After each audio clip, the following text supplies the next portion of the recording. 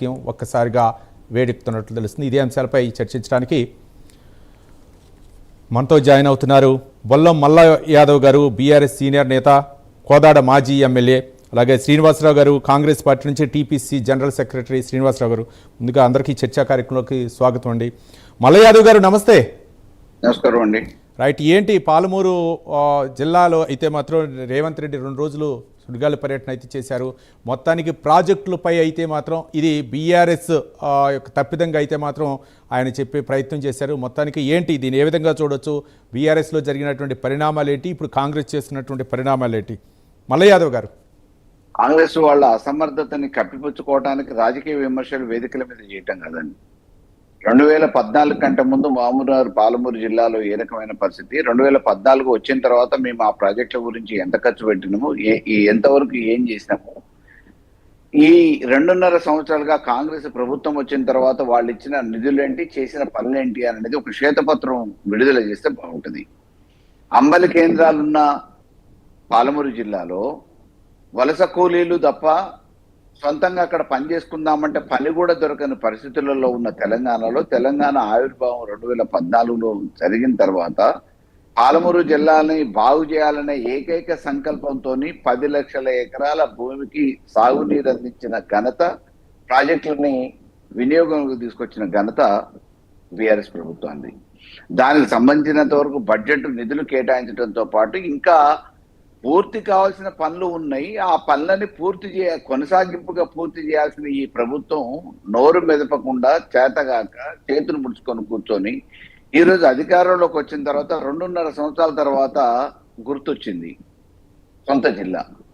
ఈ సొంత జిల్లాలో ఇప్పటికైనా ఒక టైం బౌండింగ్ పెట్టి ఈ టైం లోపల మేము మిగతా పెండింగ్ వర్క్స్ ని కంప్లీట్ చేసి ఆ ప్రాజెక్ట్ ని వినియోగంలోకి తీసుకొస్తామని చెప్పాల్సిన హామీ ఇవ్వాల్సిన ప్రభుత్వం, అధినేత, రాష్ట్ర ముఖ్యమంత్రి, ఆ జిల్లా బిడ్డగా చెప్పుకునే రేవంత్ రెడ్డి గారు ఇప్పటికీ కూడా మభ్యపెట్టి మాయ చేసి ఎంతసేపు కేసీఆర్ గారి మీద లేనిపోని ఆరోపణలు దుమ్మెత్తిపోయటం చేసే ప్రయత్నం చేస్తా ఉన్నాడు.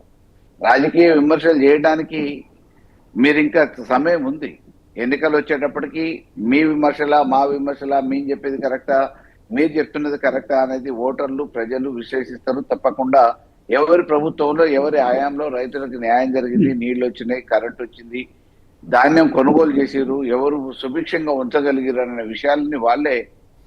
కానీ మల్ల యాదవ్ గారు గతంలో కూడా అంటే ఈ యొక్క ఎంపీగా ఆ కేసీఆర్ని అయితే మాత్రం ఆదరించారు ఇక్కడ ప్రజలు. కానీ ఆయన పాలమూరుకి చేసింది ఏమీ లేదు. గతంలో కూడా కుర్చీ వేసుకొని ఇక్కడే ఉంటాను కానీ ప్రాజెక్టు పూర్తి చేస్తానని చెప్పినటువంటి మాటలు కూడా రేవంత్ రెడ్డి అయితే మాత్రం ఉటంకించారు. ఏ విధంగా చూడొచ్చు అంటే దాదాపు ఒక పక్క నీళ్లు, నిధులు, నియామకాలు ఈ 3 అంశాల మీదే తెలంగాణ ఆవిర్భించింది. దానికోసం మిషన్ భగీరథ అవ్వచ్చు, లేకపోతే మిషన్ కాకతీయ అవ్వచ్చు, దానిలో బీఆర్ఎస్ అయితే మాత్రం ప్రయత్నం చేసింది. కానీ కాళేశ్వరం ప్రాజెక్టు విషయంలో అయితే మాత్రం అక్కడ జరిగిన పరిణామాల నేపథ్యంలో అవి కోర్టు సమస్యలు అయితే మాత్రం చుట్టుముట్టాయి. కానీ ఇప్పుడు మిగిలినటువంటి పాలమూరు, రంగారెడ్డి ఎత్తిపోతల ప్రాజెక్టు ఎందుకు పూర్తి చేయలేకపోయారు?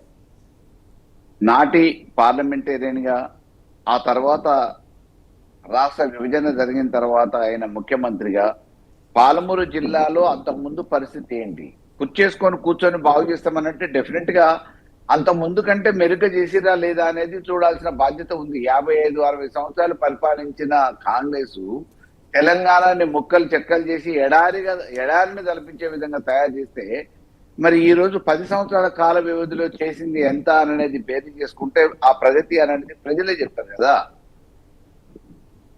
మీరు ఇచ్చిన నిధులు ఏంటి అనేది మీరు చెప్పండి. మేము ఖర్చు చేసినమా లేదా అనేది అధికారిక లెక్కలు ఉన్నాయి, మేమేదో చెప్పడం కాదు. కేవలం ఎంతసేపు రాజకీయ విమర్శల కోసం మాట్లాడితే ఎట్లా? మేము చేసినామా చేయలేదా బహిరంగంగా చెప్పండి. మేము చేసిన ఖర్చులు ఏంటిది అనేది శ్వేతపత్రం విడుదల చేయండి. చేయకపోతే ఇప్పటి వరకు 2.5 సంవత్సరాల నుంచి ఎందుకు గుర్తు రాలేదు మీకు ఆ విషయం? ఇప్పుడు మీరు కొత్తగా చేసిన ప్రాజెక్ట్ ఏంది? కేవలం 3 సంవత్సరాల కాల వ్యవధిలో మేము కాళేశ్వరాన్ని కట్టినాము. NDSA report ఏమిచ్చింది? 2-3 పిల్లలు కుంగినాయి, వాటిని రిపేర్ చేసుకోవచ్చు అని చెప్పింది. మీరు రాజకీయంగా ఇబ్బంది పెట్టడానికి పీసీ ఘోష్ కమిషన్ వేసారు, దానికి 100 కోట్ల రూపాయలు ఖర్చు పెట్టారు.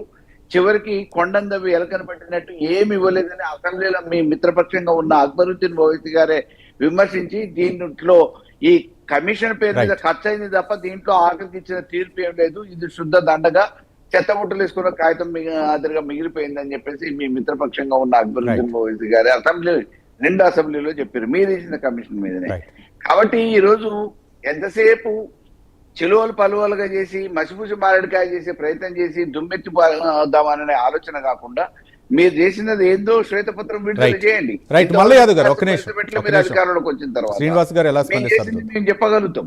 రైట్ రైట్ శ్రీనివాసరావు గారు టీపీసీ జనరల్ సెక్రటరీ. శ్రీనివాస్ గారు నమస్తే. ఏంటి సొంత జిల్లాలో సీఎం రేవంత్ రెడ్డి అయితే మాత్రం ప్రాజెక్టులపై ఫోకస్ పెట్టి